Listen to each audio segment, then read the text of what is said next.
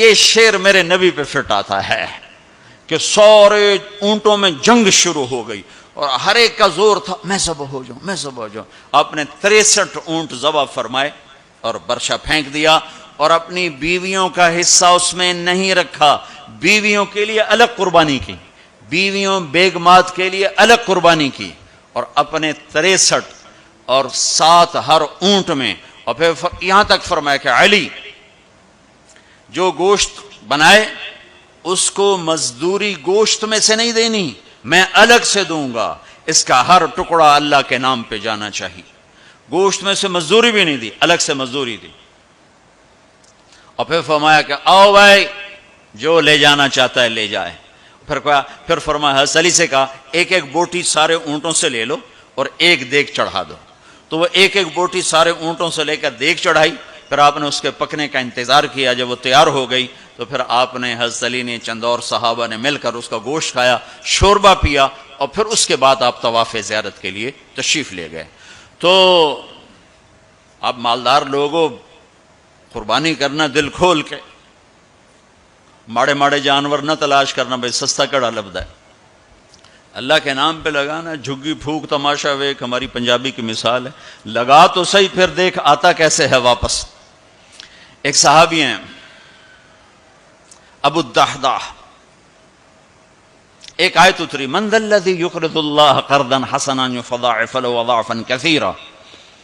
تو وہ ایک انصاری صحابی نے آیت سنی, وہ بھاگے ابو الدحداح ارے آج عجب آیت آئی ہے. کیا؟ کہ اللہ کہہ رہا کوئی ہے مجھے قرضہ دے میں واپس کروں کئی گناہ کر کے. تو ابو الدحداح آئے دوڑے دوڑے, یا رسول اللہ کیا اللہ نے یہ کہا ہے کہ مجھے قرضہ دو میں واپس کروں؟ کہاں؟ کہا یا رسول اللہ اللہ کو کیا ضرورت قرضہ مانگنے کی, کہ اللہ چاہتا ہے کہ اس کے بدلے اللہ تمہیں جنت دے.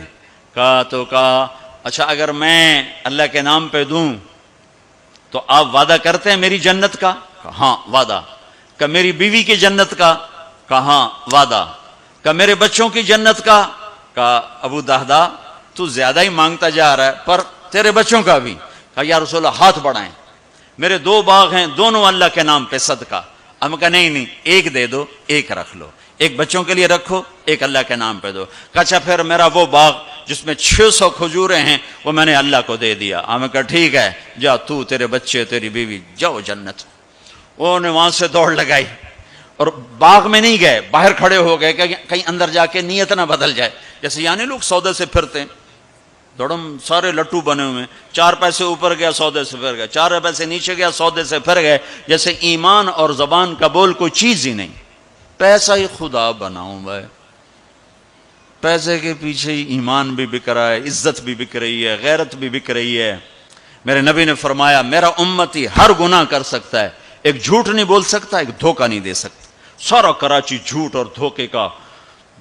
کراچی نہیں, میرا ملتان لے لو, لاہور, سندھ, بلوچستان لے لو, سرحد لے لو, جھوٹ جھوٹ جھوٹ, دھوکہ دھوکہ دھوکہ.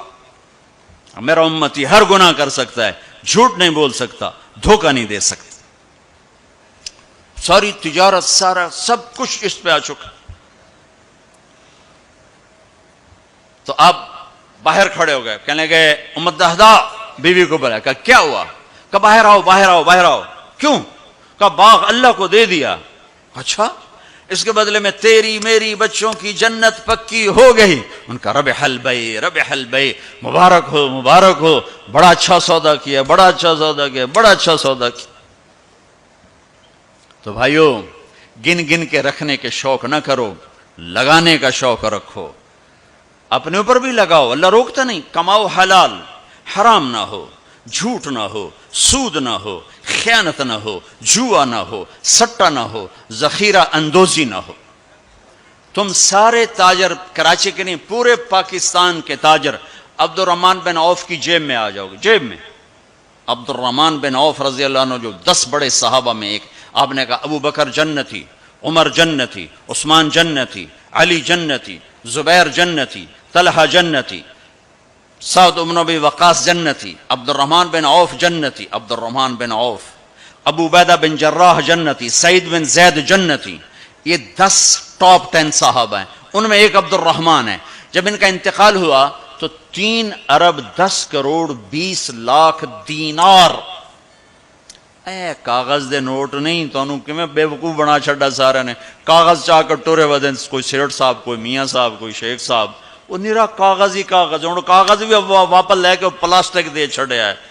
کارڈ ہے جی کارڈ. مطلب ہم کیسے بدھو بنے، کیسے بدھو بنے. ارے دولت سونے اور چاندی کا نام ہے.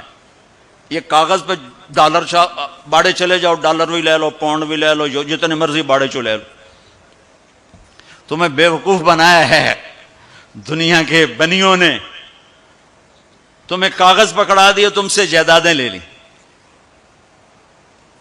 اور پھر کاغذ بھی واپس لے کر تمہیں کارڈ پکڑا دیے.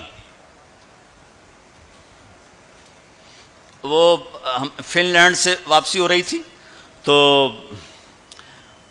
وہ ہمیں بڑا کمرہ چاہیے تھا. وہ کمرہ چھوٹا تھا، وہ کروز تھا، یہ جو بڑے بڑے بحری جہاز چلتے، تو ہمیں کمرہ چھوٹا ملا. تو میں نے کہا یار کوئی بڑا کمرہ، تو ہماری جماعت بڑی ہے، تو کوئی بیٹھنے کی ہو، کوئی سونے کی ہو. تو ہم وہاں گئے کاؤنٹر پر، تو اس نے کہا جی آپ 2500 کراؤن دے دیں تو ہم آپ کو کمرہ دے دیتے. ہم نے کہا لے لو. کہ نہیں ہم پیسے نہیں لیتے. کیا لیتے ہیں؟ کارڈ. وہ کہا بھائی پیسے تو زیادہ، ہم کہا نہیں کارڈ لیں گے. اب ہمارے تو پاس کارڈ نہیں تھے، تو سویڈن کا ایک ساتھی ہمارے ساتھ تھا، تو اس نے اپنا کارڈ دیا، تو انہوں نے وہ اس کو کراس کیا، تو اس میں انہوں نے ہمیں بڑا کمرہ دے دیا. تو تمہیں تو پاگل بنا گیا بنیا، دنیا کا سب سے بڑا بنیا. تمہیں کاغذ دے کے تمہیں سیٹ صاحب بنا دیا، شیخ صاحب بنا دیا، پتہ نہیں کیا کچھ بنا دی. اور عبد الرحمن جو چھوڑ کے مر رہے ہیں وہ کاغذ نہیں، کاغذ نہیں، 3 ارب 10 کروڑ 20 لاکھ دینار. ایک دینار 4.5 ماشے کا ہوتا تھا. اور ایک ماشا، میں نے سنار سے پوچھا کتنے کا ہوتا ہے، انہوں نے کہا 5000 روپے کا ماشا چل رہا ہے. اب اس کو تم ضرب تقسیم کر کے دیکھ لو کہ عبد الرحمن کتنا چھوڑ کے دنیا سے تشریف لے گئے تھے. ہم نے کہا عبد الرحمن تاجر الرحمن. عبد الرحمن یہ رحمان کا تاجر ہے، رحمان کا تاجر ہے. اتنی بڑی تجارت کی کہ میری تجارت کے 4 اصول تھے. آپ میں تاجر بھی ہوں گے بڑے بڑے. میری تجارت کے 4 اصول رہے. کبھی ادھار نہیں خریدا. نمبر 1، تمہاری ساری مارکیٹ نکل گئی، اس پہلی شرط ہی ساری مارکیٹ آؤٹ ہو گئی. کبھی ادھار نہیں بیچا، جڑے 2-4 رہ گئے وہ بھی بچوں نکل گئے. کبھی ادھار نہیں خریدا، کبھی ادھار نہیں بیچا. جس نے ادھار خریدا بھی ہو اور ادھار بیچا بھی ہو، ان کا دی رات نیند آ سکتی. لین والے سر تے چڑھے ہوں، دیون والے لکے ہوئے ہیں، کدے جاوے؟ نہ بیوی اچھی لگے نہ بچے اچھے لگے. تو جس نے نقد خریدا نقد بیچا ہو تو آرام نال ستا بوجھے پیسے بوجھے چین کسی کو نہ لونا نہ دیونا. تو میں نے کبھی ادھار نہیں خریدا، میں نے کبھی ادھار نہیں بیچا، میں نے کبھی سٹاک نہیں کیا. میں نے زندگی بھر کبھی سٹاک نہیں کیا کہ بڑھ جائے پروفٹ تو پھر بیچوں، جب پروفٹ ملا فوراً بیچ دیا. میں نے کبھی سودے کا عیب نہیں چھپایا، میں نے کبھی سودے کا عیب نہیں چھپایا. میرا ایک عزیز کہنے لگا جی مجھے یہ کپڑا مارکیٹ فیصل آباد میں کسی تاجر سے میری بات کرا دے، میں ذرا کپڑے کا کام سیکھ لوں. میں نے ایک سے کہہ دیا، اس نے کہا جی بھیج دو. ہفتے بعد وہ بچہ واپس آیا. اس بچے کے 4 مہینے تبلیغ میں لگے ہوئے تھے. میں نے کہا واپس کیوں آ گئے؟ کہ جو تھے پہلا کام میں سکھائیں دن کہ عیب لکاونا کیویں. پہلے یہ سکھاتے ہیں کہ عیب چھپانا کیسے. میں کہا چنگا کیتا ہی واپس آ. تو عبد الرحمن جیسے تاجر بنو. ادھار نہیں، ادھار لینا منع نہیں ہے، ادھار دینا منع نہیں ہے. ہاں چین سکون کے لیے، تاکہ تانوں گولیاں نہ کھاونیاں پڑ. نیندراں چڑیاں کتھے رہ گئیں. ایک اربوں پتی آدمی کی بیگم کا فون ہے، مولانا میں دنیا کی بدقسمت ترین عورت ہوں. میں نے کہا کیا ہوا؟ ساری رات نیند نہیں آتی، ساری رات نیند نہیں آتی. اپنی تجارت میں کسی کا حق نہ مارو، کسی سے جھوٹ نہ بولو، وعدہ کر کے زبان سے نہ پھرو، وعدہ کر کے زبان سے نہ پھرو. اپنے سودے میں کو ہیرا پھیری نہ کرو. اس میں کچھ مسئلہ ہے تو بتاؤ. یہ ایک تاجر میرا یہ بیان سن رہا تھا، یہ گاڑیوں کا، پشاور کا تھا، بیان کہیں اور ہو رہا تھا. ہماری جماعت گئی پشاور، تو اس کا سب سے بڑا شو روم ہے پشاور میں، تو مجھے لے گیا. تو ایک گاڑی کھڑی تھی ٹویوٹا، کہنے لگا مولانا یہ گاڑی آپ کی وجہ سے 1 سال ہوا ہے نہیں بکی. میری وجہ سے؟ میں تو آج پہلی بار آیا. کہا آپ کا بیان سنا تھا کہ سودے کا عیب بتاؤ. تو یہ گاڑی اتارتے ہوئے، نئی گاڑیاں بیچتا ہے، پرانی نئی گاڑی کا، بعضیں گاڑیاں جب اتار رہے ہوتے ہیں تو کہیں نہ کہیں سے لگ جاتی ہیں، پھر ہم اس کو پینٹ پونٹ کر کے کہتے ہیں بالکل فریش ہے. تو یہ گاڑی لگ گئی تھی. تو اب جو آتا ہے میں اس کو بتاتا ہوں یہاں سے لگی تھی، ہم نے پینٹ کیا، کہتے چھوڑو سن ہور دے ہو، کہ 1 سال ہو گیا. میں کہا چل میں خریدار ہوں مجھے دے. کہا نہیں تیرے سے میں نہیں ڈالتا. تو ہماری جماعت وہیں تھی، 1 ہفتہ نہیں گزرا تھا کہ اس کا فون آیا کہ وہ میری گاڑی بک گئی. اتنا ہی اللہ دیکھتا ہے، تھوڑا سا دیکھتا ہے بھائی کچا ہے کہ پکا ہے. تو صرف حج کر کے گناہ نہ بخشواؤ، سچی تجارت کر کے گناہ بخشواؤ. میرے نبی کا فرمان ہے جو صبح سے شام تک بچوں کو حلال کمانے کے لیے تھکتا ہے اور تھک کے شام کو گھر جاتا ہے، اس کے اس دن کے سارے گناہ معاف ہو جاتے. تو بھائیو بہنوں، دین کا دوسرا حصہ ہے اللہ کے بندوں کے ساتھ حسن سلوک، ماں باپ کے ساتھ، بیوی کا خامند کے ساتھ، خامند کا بیوی کے ساتھ. اس زبان نے وہ آگ لگائی ہے کہ پوری دنیا میں جو آگ زبان نے لگائی ہے اتنی پیٹرول اور گیس سے بھی آگ نہیں لگتی. تو میں آپ سب سے اخلاق کے معاملے میں ایک بات، اس زبان کی حفاظت کرو. اس سے جھوٹ نکال دو، غیبت نکال دو، گالی نکال دو، دل آزاری نکال دو، دل شکنی نکال دو. جو کر جائیں سہ جاؤ، چپ کر جاؤ، پی جاؤ. میرے رب کی قسم، بڑے بڑے ولی ابدال تمہاری گرد کو نہیں پکڑ سکے. جس نے زبان کی حفاظت کی اسے کوئی پکڑ نہیں سکتا، وہ اتنی تیز رفتاری سے نکلے گا. تو یہ پوری زندگی میں نے بیان کی ہے مختصر وقت میں. صرف حج نہیں میرے سامنے موضوع، یہ ساری چیزیں ہماری زندگی کے ضروری فیکٹر ہیں. اور آخری جو میں اخلاق بتا رہا ہوں، حقوق العباد بتا رہا ہوں، یہ بڑا خوفناک چیپٹر ہے. اللہ سے معاملہ کچھ گنجائش ہے چونکہ اللہ سخی ہے، لیکن لوگوں سے معاملہ پڑا تو کم بڑا کھو جائے گا. اس لیے اللہ تعالیٰ فرمائے گا یہ معاف کرے تو میں کر دیتا ہوں، یہ نہ کرے تو میں نہیں کرتا. تو پھر کیا کریں؟ آپ نے فرمایا میری امت کا سب سے غریب آدمی کون ہے؟ کہا جی جس کے پاس پیسے نہ ہو. کا نہیں، میری امت کا غریب وہ ہے جو قیامت کے دن بڑے بڑے عمل لے کر آئے گا، حج، نماز، روزہ، زکوٰۃ، جہاد، تبلیغ، ذکر، تلاوت، پتہ نہیں کیا کچھ، لیکن حقوق العباد برباد کیے ہوں گے.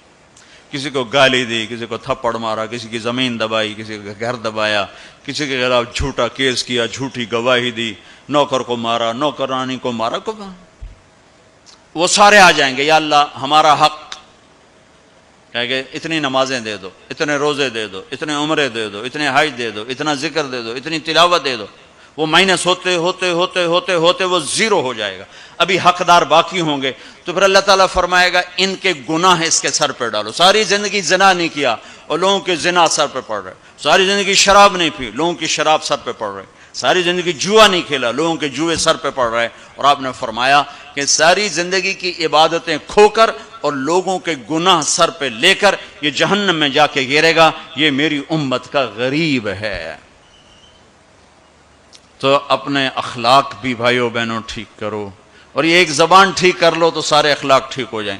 میرے نبی نے فرمایا معاذ تمہیں سارے دین کا خلاصہ بتاؤں؟ کہا جی کیا؟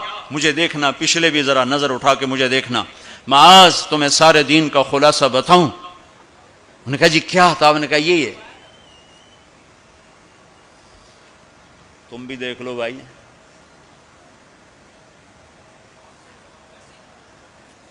یہ قابو میں ہے، سارا دین میرے ہاتھ میں ہے. یہ قابو میں نہیں ہے تو ہر شے ہاتھ سے جا رہی ہے، جا رہی ہے، جا رہی ہے، جا رہی ہے. لہذا سہنا سیکھو، سہنا سیکھو. گھر ٹوٹ رہے ہیں، طلاقوں کی ریشو بڑھ رہی ہے کہ سہنا نہیں سکھایا ماں باپ نے. سہ جانا. ہیرا کوئلہ ہی تو ہوتا ہے، وہ ہیرا کیسے بن جاتا ہے؟ وہ سہتے سہتے سہتے سہتے جب حد کر دیتا ہے تو اللہ اسے ہیرا بنا کے ماتھے کا زیور بنا دیتا. تو سہنا سیکھو. برداشت کرنا سیکھو، اپنے بچوں کو سکھاؤ، خاص طور پر بیٹیوں کو سکھاؤ کہ ہمارا سسرال 100% ظالم معاشرہ ہے۔ میں بڑے درد سے یہ بات کہہ رہا ہوں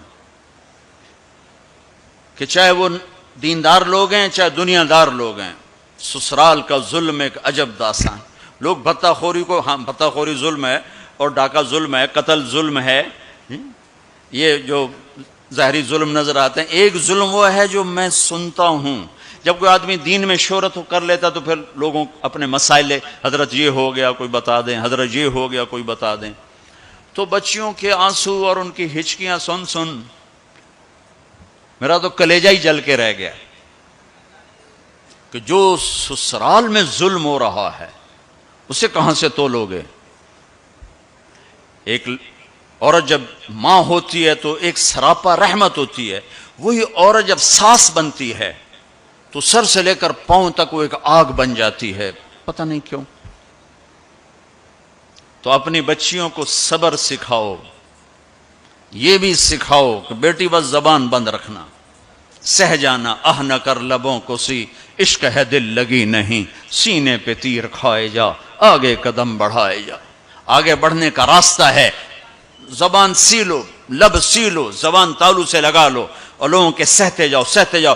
میرے رب کی عزت کی قسم، عزتیں تمہارے غلام بن کر آئیں گی، اللہ کی رضا کا تاج تمہارے سر پہ سجایا جائے گا، عزت کے سہرے اللہ کا نبی تمہارے گلے میں ڈالے، تمہارے ماتھے کو روشن کیا جائے گا۔ سہنا سیکھو، سہنا سیکھو۔ بھائی بھائی سے ٹوٹا، میاں بیوی میں لڑائی، خاوند بیوی کی برداشت نہیں کرتا، بیوی خاوند کی برداشت نہیں کرتا، ماں باپ اولاد کی نہیں برداشت کرتا، اولاد ماں باپ کی نہیں برداشت کرتی۔ سہنا سیکھو۔ ہمارا سارا معاشرہ ایک میرے نبی کی سنت پہ عمل کر لے، برداشت کرنا، تو زندگی خوشحال ہو جائے گی، روشن ہو جائے گی۔ تو اللہ تعالیٰ آپ کا حج کا سفر قبول فرمائے۔ میں نے جو کہنا تھا کہہ دیا، پھر وہاں کچھ باقی باتیں یاد آئیں تو وہاں کہہ دوں گا، اور جب آپ حج سے واپس آ جائیں کچھ وقت تبلیغ میں ضرور لگائیں کہ یہ ایمان کو سیکھنے کی فرقہ واریت سے پاک ایک محنت ہمیں اللہ نے دی ہے، اور صدیوں کے بعد ایسا کام ملا ہے کہ جس سے لوگوں کو دین مل رہا ہے۔ اسپین میں جہاں میرا بیان تھا وہ ایک ہال تھا بہت بڑا، جس میں سارے دنیا سے علماء آتے ہیں یا کوئی سیاسی لوگ آتے ہیں، تو وہ وہاں ان کی تقریریں ہوتی ہیں۔ لہذا وہاں ایک سسٹم ہے کہ جو بھی اسپیکر بیان کرے گا آٹومیٹک اس کا بیان اسپینش میں ٹرانسلیٹ ہو کر پولیس کے پاس چلا جائے گا۔ تو میں نے وہاں بیان کیا، تو رات کو لیٹ نائٹ ایک ساتھی ہے کہ جو چیف پولیس ہے، یعنی ڈی آئی جی سمجھ لو، وہ کہتا ہے کہ میں نے آپ کے اس عالم سے ملنا ہے، میں ان سے ملنا چاہتا ہوں۔ تو میں نے کہا ٹھیک ہے، مل لیتے ہیں۔ تو 2 دن کے بعد ہماری ملاقات ہوئی۔ وہ کہنے لگا کہ جو باتیں آپ نے کی ہیں ہم نے کبھی زندگی میں سنی نہیں، ہمارے پاس تو ہر چیز آتی ہے، آپ نے اسلام پیش کیا ہے، آپ نے انسانیت کو پیش کیا ہے۔ یہ ایک غیر مسلم کہہ رہا ہے، غیر مسلم، کہ اگر ہر آنے والا اسکالر ایسے ہی بولے جیسے آپ بولے ہیں تو ساری دنیا میں امن قائم ہو جائے گا۔ میں آپ سے درخواست کرتا ہوں آپ سال میں 2 دفعہ اسپین آیا کریں، 2 دفعہ۔